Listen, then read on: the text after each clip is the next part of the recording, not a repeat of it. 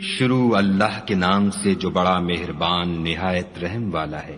ان فرشتوں کی قسم جو ڈوب کر کھینچ لیتے ہیں اور ان کی جو آسانی سے کھول دیتے ہیں اور ان کی جو تیرتے پھرتے ہیں، پھر لپک کر آگے بڑھتے ہیں، پھر دنیا کے کاموں کا انتظام کرتے ہیں کہ وہ دن آ کر رہے گا جس دن زمین کو بھونچال آئے گا، پھر اس کے پیچھے اور بھونچال آئے گا۔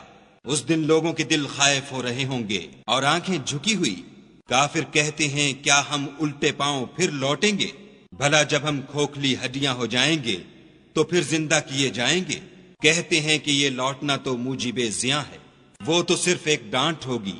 اس وقت وہ سب میدان حشر میں آ جمع ہوں گے۔ بھلا تم کو موسیٰ کی حکایت پہنچی ہے جب ان کے پروردگار نے ان کو پاک میدان یعنی طوا میں پکارا اور حکم دیا کہ فرعون کے پاس جاؤ، وہ سرکش ہو رہا ہے، اور اس سے کہو کیا تو چاہتا ہے کہ پاک ہو جائے اور میں تجھے تیرے پروردگار کا رستہ بتاؤں تاکہ تجھے خوف پیدا ہو۔ غرض انہوں نے اس کو بڑی نشانی دکھائی مگر اس نے جھٹلایا اور نہ مانا۔ پھر لوٹ گیا اور تدبیریں کرنے لگا اور لوگوں کو اکٹھا کیا اور پکارا، کہنے لگا کہ تمہارا سب سے بڑا مالک میں ہوں۔ تو خدا نے اس کو دنیا اور آخرت دونوں کے عذاب میں پکڑ لیا۔ جو شخص خدا سے ڈر رکھتا ہے اس کے لیے اس قصے میں عبرت ہے۔ بھلا تمہارا بنانا مشکل ہے یا آسمان کا؟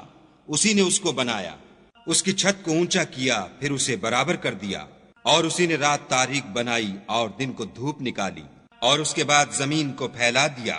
اسی نے اس میں سے اس کا پانی نکالا اور چارہ اگایا، اور اس پر پہاڑوں کا بوجھ رکھ دیا۔ یہ سب کچھ تمہارے اور تمہارے چار پایوں کے فائدے کے لیے کیا۔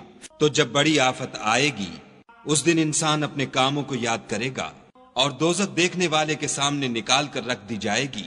تو جس نے سرکشی کی اور دنیا کی زندگی کو مقدم سمجھا اس کا ٹھکانہ دوزخ ہے، اور جو اپنے پروردگار کے سامنے کھڑے ہونے سے ڈرتا اور جی کو خواہشوں سے روکتا رہا اس کا ٹھکانہ بہشت ہے۔ اے پیغمبر صلی اللہ علیہ وآلہ وسلم، لوگ تم سے قیامت کے بارے میں پوچھتے ہیں کہ اس کا وقوع کب ہوگا، سو تم اس کے ذکر سے کس فکر میں ہو؟ اس کا منتہا یعنی واقع ہونے کا وقت تمہارے پروردگار ہی کو معلوم ہے۔ جو شخص اس سے ڈر رکھتا ہے تم تو اسی کو ڈر سنانے والے ہو۔ جب وہ اس کو دیکھیں گے تو ایسا خیال کریں گے کہ گویا دنیا میں صرف ایک شام یا صبح رہے تھے۔